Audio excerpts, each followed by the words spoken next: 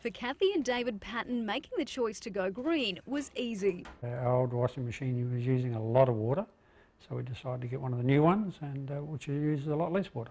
The couple chose a new water-efficient top loader which uses only 82 litres per wash, but they quickly discovered a big downside to eco-washing. Less water led to more powder residue. Unfortunately, I found that it was staying in the clothes. No matter how many times they washed their clothes, the couple just couldn't get rid of the white powder. Well, I actually tasted it, took some off with my finger and tasted it, and it was washing powder. David says the build-up of detergent got so bad it started to irritate his skin. We then started to have a look on the end of the box of the powder, and we found in very small print, like minuscule print, it says you have to use a deep rinse cycle, which means you have to put the machine on not economy, but on full cycle. Which for David and Kathy defeats the whole purpose of buying the new machine in the first place.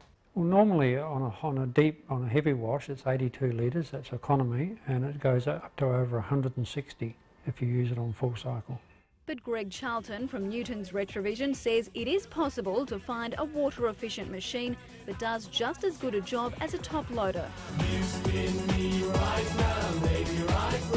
He says the key is selecting the right cycle for your load.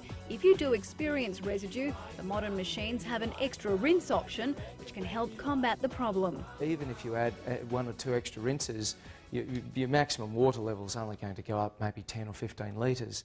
And you're still way better off than using a top loader, which can waste 150 to 200 litres per load. You can also help prevent residue by using less powder. Eco machines don't need as much.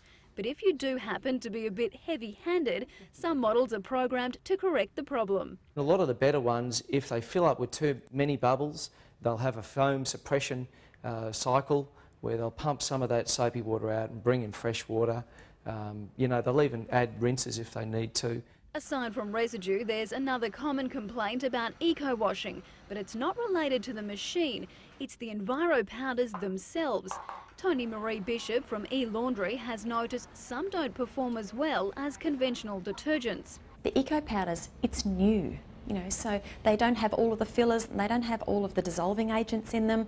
It's just good for you, plain, straight ingredients. Thank goodness, it's wonderful for our children and our future. But the washing machines are really only just starting to catch up now with their technology. Which means green laundry powders can sometimes be difficult to dissolve.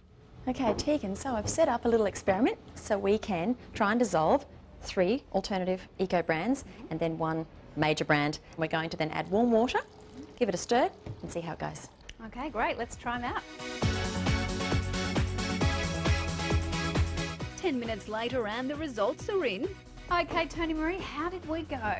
What we've got here is the washing powder is actually suspended in the water, so that's why it looks grey like that. That's good, except there is still some residue in the bottom. We've got less suspension and lots of powder in the bottom, so it hasn't dissolved very well at all. And then we've got almost clear and lots of powder in the bottom, so definitely the worst so far. It was quite a different result with the regular powder. Now we've got your standard commercial washing powder. It's perfectly suspended and nothing left undissolved. Perfect. So is it possible to be good to the environment as well as our clothes? Toni-Maree says the key is to dissolve eco-friendly powders before they're put in the machine. You can literally put it in a jar with some warm water, give it a shake and pour it into the in tray on your front loader. She also recommends using a warm water cycle and choosing finer powders that will break down more easily. Good advice that will no doubt be taken up by David and Kathy, who are determined to give green a red-hot go.